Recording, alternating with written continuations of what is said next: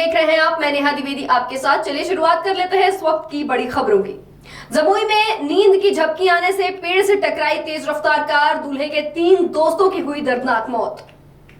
दिल्ली में भरभरा कर गिर गई 4 मंजिला बिल्डिंग, 4 की मौत, 10 लोगों के फंसे होने की आशंका। बिहार में इस साल होने वाले विधानसभा चुनाव को लेकर सभी राजनीतिक पार्टियां चुनावी मोड में एक्टिव। दिलीप जायसवाल ने कहा कि तेजस्वी यादव कोऑर्डिनेटर नहीं ऑर्डिनेटर हैं। उत्तर प्रदेश में 20 अप्रैल तक येलो अलर्ट जारी, कुछ जिलों में ऑरेंज अलर्ट, तेज और बारिश और ओले गिरने की संभावना। सुप्रीम कोर्ट के फैसले पर जेपीसी अध्यक्ष जगदंबिका पाल ने कहा, बिल तो आकर रहेगा, कोई रोक कर दिखाए। बीजेपी नेताओं का कांग्रेस पर बड़ा हमला, उन्होंने कहा मल्लिकार्जुन खड़गे ने किया वक्फ संपत्तियों पर कब्जा। बाबा वेंगा ने कर दिया डरावनी भविष्यवाणी, केवल 41 साल बाद अमेरिका कर लेगा दुनिया को तबाह, कर देने वाली हथियार को बना रहा है अभी, सारी भविष्यवाणियां अभी तक हुई है सच। पीओके से कब्जा हटाओ, भारत के इस बयान पर बौखला गया पाकिस्तान, बोले ये तो इंटरनेशनल विवाद है।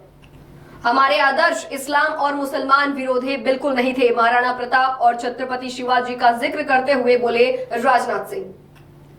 बिहार विधानसभा चुनाव को लेकर राजनीति गलियारों में हलचल तेज, 24 अप्रैल को मधुबनी का दौरा करेंगे प्रधानमंत्री मोदी। अब खबर विस्तार से। दिल्ली सरकार राजधानी में पानी की चोरी से निपटने के लिए बड़ी कार्रवाई करने जा रही है। रविवार 20 अप्रैल को बुराड़ी स्थित निरंकारी मैदान से 1111 जीपीएस युक्त पानी के टैंकरों को दिल्ली सरकार हरी झंडी दिखाकर राजधानी के विभिन्न इलाकों में रवाना करेगी और हर टैंकर की निगरानी सीधे कमांड सेंटर से की जाएगी ताकि समय रहते ही पानी की आपूर्ति सुनिश्चित की जा सके। दिल्ली सरकार के मुताबिक ये टैंकर उन बस्तियों, कॉलोनियों और इलाकों में भेजी जाएंगी जहां पानी की गंभीर किल्लत है।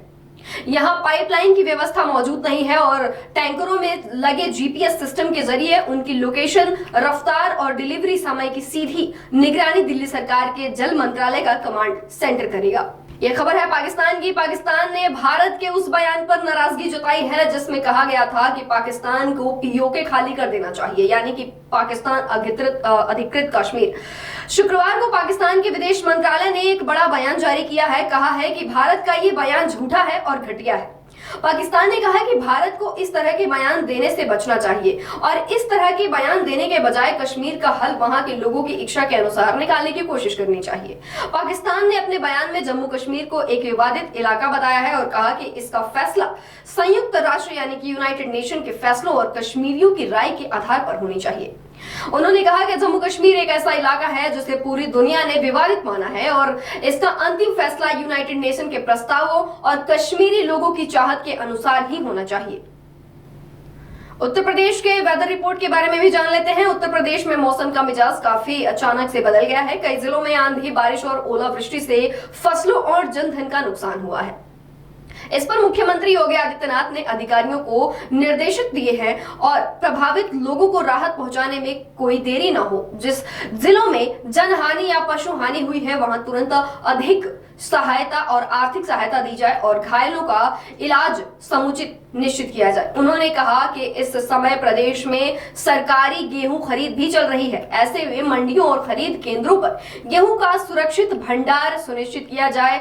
फसलों को हुए नुकसान का त्वरित सर्वे कर रिपोर्ट शासन को भेजी जाए ताकि आगे की कार्रवाई की जा सके। मौसम विभाग ने उत्तर प्रदेश के अधिकतर हिस्सों में 20 अप्रैल तक येलो अलर्ट जारी किया है। कुछ जिलों में ऑरेंज अलर्ट भी जारी किया गया है जहां तेज रफ्तार के और तेज हवाओं के साथ ओले गिरने और बिजली गिरने की संभावना जताई गई है।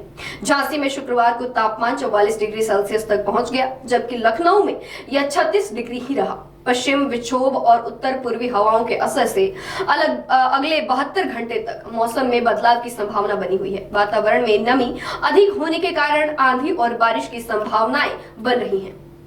वहीं दिल्ली की बीजेपी सरकार और आम आदमी पार्टी के बीच प्राइवेट स्कूलों में भी फीस बढ़ोतरी को लेकर तनातनी जारी है। इस बीच आप के दिल्ली संयोजक सौरभ भारद्वाज ने कहा, शुक्रवार को कहा उन्होंने कि शिक्षा मंत्री आशीष ने कई ऐसी बातें कही हैं जो बिल्कुल झूठ है।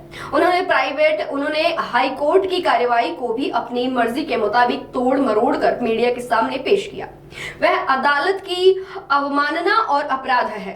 सौरभ भारद्वाज ने आगे कहा, शिक्षा मंत्री आशीष सूद ने कहा कि बीजेपी सरकार दिल्ली के 650 प्राइवेट स्कूलों का ऑडिट कर चुकी है। यह संभव ही नहीं है। 10 दिन पहले सरकार ने ऑडिट करने की बात मीडिया से कही थी।